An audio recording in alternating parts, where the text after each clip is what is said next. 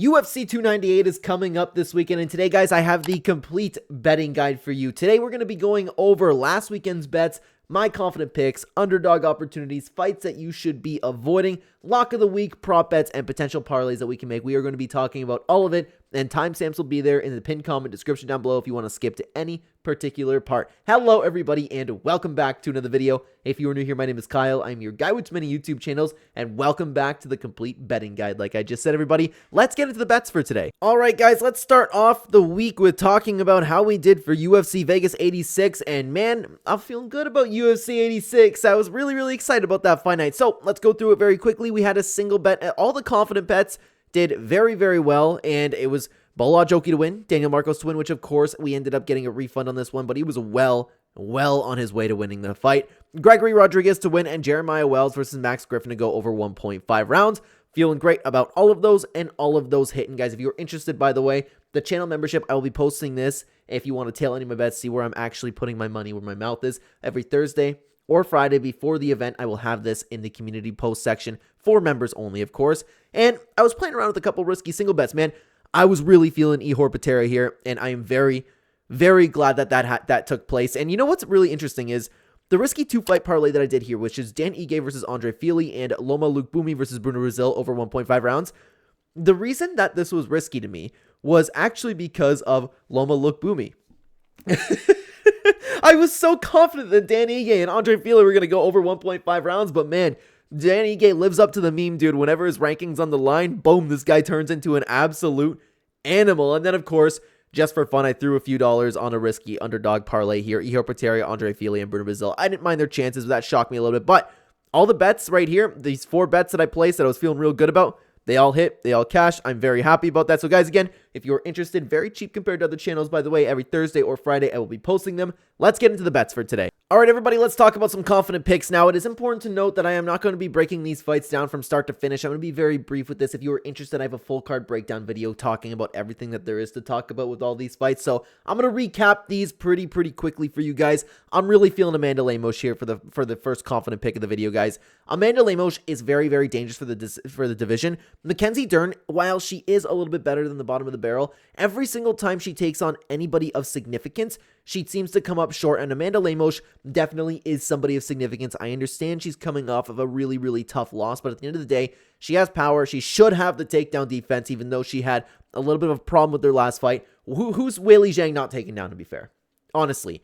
Mackenzie Dern, all she has is a potential submission there, and I believe Amanda Lemos will be way too strong if that ever comes. Other than that, Lemos should be able to box her face off. I'm really feeling Amanda Lemos in this matchup, but at the end of the day, it is the women's strawweight division, so make of that what you will. The next confident pick I have for you guys is actually going to be Justin Tafa. He's taking on Marcos Rogério de Lima, who is an okay heavyweight, and Justin Tafa's kind of an okay heavyweight himself, but I believe with Marcos Rogério de Lima being at the state of his career, at 38 years old, a little bit slow for the division, I believe over the course of 3 rounds, it is likely that Justin Tafa lands one of those big shots that he typically lands, and I really like Justin Tafa in this matchup. Actually, last time that I looked, he was over a 2-1 underdog, which I really like for him. I've been feeling Justin Tafa in this matchup, guys. He's the younger guy. He's been moving as a heavyweight. He's been looking good. He's very powerful, and I would imagine he's going to knock out Marcos Rogério de Lima. Next up, guys, the confident pick that I have for you is Rinya Nakamura. He's taken on Carlos Vera, and Carlos Vera has been brought into the UFC at 36 years old with not really a complete skill set just to be fed to the hype train of Rinya Nakamura. If he loses this fight, it will be a huge upset. And honestly, I'm not convinced of Nakamura yet. I'm not sure that he's going to be anything special at bantamweight. But at the end of the day, it is very evident the UFC really wants this guy to win. And bringing in Carlos Vera is the absolute way to do it. Rinya Nakamura should be bigger, stronger, more powerful in this matchup. And at minus 850 of Tapology, it's really crazy. He wasn't that big last time I looked at it, but I'm not going to touch this one, but at the end of the day, he is a confident pick. All right, guys, let's talk about some underdog opportunities, and the first underdog opportunity I have for you is actually going to be Andrea Lee. At the time of recording this video, Andrea Lee is sitting at a plus 250 underdog, and honestly, Miranda Maverick isn't that good, guys. She's not. Andrea Lee isn't that great either, but the reality is Andrea Lee has faced better competition than Miranda Maverick, and she is on a 3-fight skid, but like, it's really a low level, this fight in the flyweight division, in my opinion, and both of them will probably have a little bit of a wrestling approach. I wouldn't be shocked if Andrea Lee kind of has a one-up on Miranda Maverick every single time that this hits the feet, but I almost included this on the don't bet section, but at the end of the day, I could very well see Andrea Lee getting the win here. I am picking Miranda Maverick. It wouldn't shock me, man. I do not mind the odds for Andrea Lee's chances. Now, guys, the next underdog opportunity I have for you is actually going to be Roman Kopylov. At the time of recording this video, he is sitting at a plus 230 underdog, and this guy, every single time we see him, man, he's been getting better and better. He's been having more devastating knockouts. Anthony Hernandez is a fantastic fighter in himself, and it is important to note that Roman Kopylov did take this fight on short notice, but the reality is I can very, very well see this happening. Honestly, long story short, I'm picking Anthony Hernandez to win this fight, but it would not shock me with Anthony Hernandez not being able to hold people on the ground and kind of having that Colby Covington, Merab Dvalishvili style of takedown, get up, takedown, get up, takedown, get up. I could honestly see one of those takedowns, him absolutely slamming his face off of a shin, because in reality, there's a lot of opportunities for Roman Kopylov to probably do this throughout the fight. I wouldn't be shocked at all if Roman Kopylov ended up getting a KO. I'm very interested to see what the KO prop is for him, but at the end of the day, I don't think I'm going to touch this one myself. Depends what the odds are, but it wouldn't really, honestly, even for moneyline, it wouldn't shock me if Roman Kopylov ended up getting the win here. All right, guys, let's talk about some fights that I believe you should be avoiding. And honestly, it's pretty much the top 3 fights.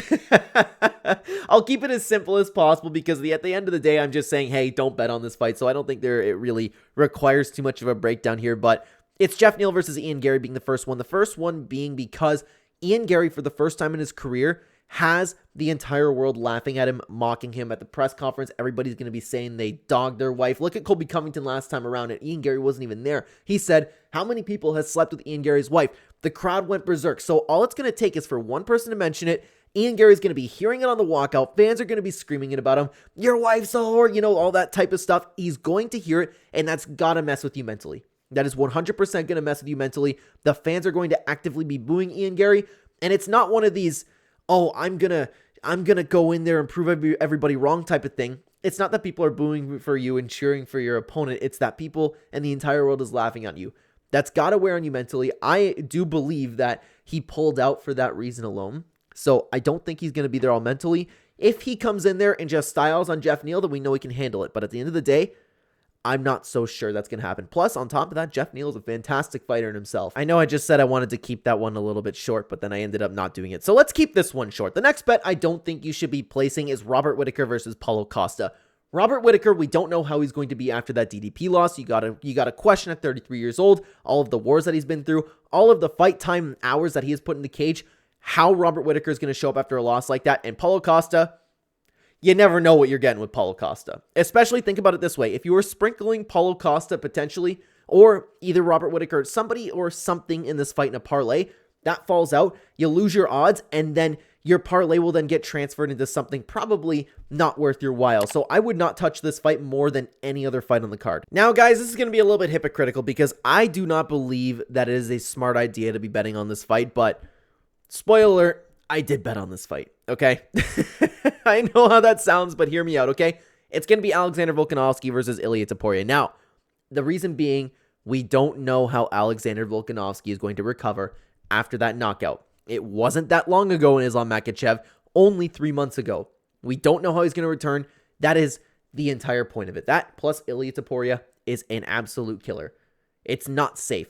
The reason that I did bet on this fight is I happened to catch Alexander Volkanovski. I believe it was a plus 205. He was barely an underdog, and I saw Alexander Volkanovski as an underdog, and I was like, I like the chances. For the greatest of all time, or one of the greatest of all time fighters to be at an underdog position, I liked my chances, so I threw some money on him. But I don't think it's a safe bet one little bit. Like I said, I bet on this because Alexander Volkanovski is one of the greatest fighters of all time, and he's sitting at an underdog right now. Crazy. It's crazy. It's at a pick 'em at the time of recording this video, but I couldn't believe what I was seeing, so I don't think anybody should really be betting on this fight, to be honest with you. Now, guys, let's talk about lock of the week. Now, guys, here's the thing. The lock of the week this week comes with an asterisk, but in my opinion, out of every single fighter on the card, the most likely fighter to win is Merab Dvalishvili. Now, I actually don't know if I'm going to be touching this personally because you never know what is going to happen when a fighter comes off of surgery in Merab. Has he been training? Who knows if he can keep up with the cardio that he's so used to keeping up? There's questions in how much this guy's been training and how much time he has really had to recover from the surgery. We know it's been quite a bit, but at the end of the day, like, you never really know if there's any complications there. So this lock of the week does come with an asterisk, but assuming Merab is healthy, he should be able to outgrind Henry Cejudo in this matchup, guys. Henry Cejudo is competing in the toughest bantamweight division, or the toughest division in the history of combat sports at 37 years old. And Merab should, like, this is going to be a matchup of cardio and will. And while Henry might have that, it's much more likely that Merab will be able to push the pace and just grind out Henry Cejudo just like he has with everybody else in the division. Merab is doing it to people who are kind of bigger than him, and he's going to outsize Henry Cejudo a little bit. I think Merab is honestly most likely on the entire card to win the fight, but again, I don't know if I'm actually going to be touching on this. Again, check on the membership if you want to see where I end up actually putting my money where my mouth is, but the surgery just worries me, but at the end of the day, this matchup, it should be Merab all over the place. It's just, you have some questions, right? Now, guys, let's talk about a few prop bets that I like. The first being Andrea Lee versus Miranda Maverick. I like this. I'm a big fan of over 1.5 round fights, and this is probably going to be crap for the odds, but at the end of the day, it would shock me if one of these fights did not go to the distance. Then we have more of the same with Amanda Lemos versus Mackenzie Dern, but to be honest with you, this one, you never know. Mackenzie Dern could find a submission, Amanda Lemos could find a knockout, but at the end of the day, going by how the strawweight division typically goes, I don't mind this over 1.5 rounds as well, to be honest with you. If you're feeling real lucky about yourself, you can see what the prop bet is on Mackenzie Dern by sub, but I don't think that's a good bet at all. I like the over 1.5 round for this as well, and I'm likely going to be touching on it. Now, guys, for this one in particular, Anthony Hernandez versus Roman Kopylov, I don't think I'm going to do this, but something that wouldn't shock me is if we get an under prop for this one. A fight like either you want to bet on the under or Anthony Hernandez by submission, or Roman Kopylov, or Anthony Hernandez by ground and pound TKO, or Roman Kopylov by specifically even a head kick knockout, because like I said earlier in the video, I could see Anthony Hernandez shooting and eating a shin to the face. I could also see him taking down Roman Kopylov and beating him up. We know that Roman Kopylov took this on short notice, so there's a lot of finishing potential on both sides for this, so I don't mind the under, but I rarely bet on that, because especially when you have two tough guys, sometimes they just last man. I don't think it's a very safe bet, but it's a prop bet that I don't mind. Now, guys, one fight that I will absolutely be touching for a prop bet is Merab Dvalishvili versus Henry Cejudo. I would be shocked. One of the biggest shocks for me in my betting career history would be if this fight does not go over 1.5 rounds. That would be crazy to me. Honestly, that could be lock of the week in my opinion, but they're going to wrestle each other. They're going to hold each other. They're going to have a grindy fight and not finish each other. That's what I see coming. This is the most likely thing to happen on the card, in my opinion, is for this to go over 1.5 rounds. All right, guys, this is where we get to the really fun part of the video. It's potential parlays. It's just to see what we could possibly do with this. Let's see, like, if we want to take some confident picks, that being Amanda Lemos. What else do we have here? It's too bad I can't add the prop bets at the time recording this video, right? Let's take Merab. Even Amanda Lemos and Merab together, that's plus 264 odds. I really don't mind that one little bit. If you want to add Justin Tafa to it, oh my god. To be honest with you, that's something that I actually kind of might hit to be. But as of right now, guys, like, the other bet that I really like is Alexander Volkanovski. Like, I know how hypocritical that sounds, because I don't think you should bet on it, but like, it's just the odds. That is just something that I would jump on. But let's make some quick picks just to see. Again, this is completely for fun video, this part of the video, guys. Let's take a look at Amanda Lemos. Let's take a look at Danny Barlow, Rinya Nakamura, Val Woodburn. That's a tough fight, though. Even Miranda Maverick, Justin Tafa, Zhang Min Yang, Anthony Hernandez, Jeff Neal, Ian Machado Gary, Merab Dvalishvili, Robert Whittaker, Alexander Volkanovski. Oh my god. Could you imagine if you ended up hitting that? That would be absolutely crazy in my opinion. But to be honest with you, I will probably be parlaying Amanda Lemos versus Mackenzie Dern to go over 1.5 rounds. Same with Andrea Lee versus Miranda Maverick, and Merab Dvalishvili versus Henry Cejudo. I really like those, except I might do another parlay leaving Amanda Lemos out of it.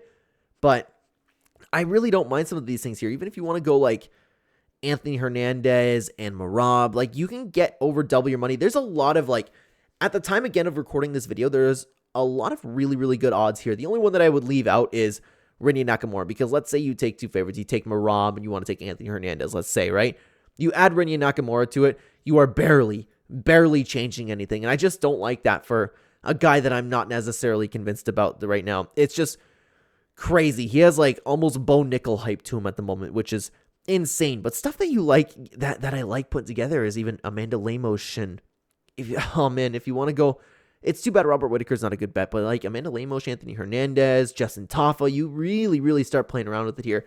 There is some serious potential for this card. I'm very excited for this entire card, guys. But speaking of excitement, I do have a question for you. Are you interested in Ilia Topuria? Are you interested in his antics and perhaps my thoughts on the antics? Well, check out this video on screen for you right now. We talk about Ilia Topuria and why he's putting himself in a must-win situation. Thank you so much for watching the video, everybody.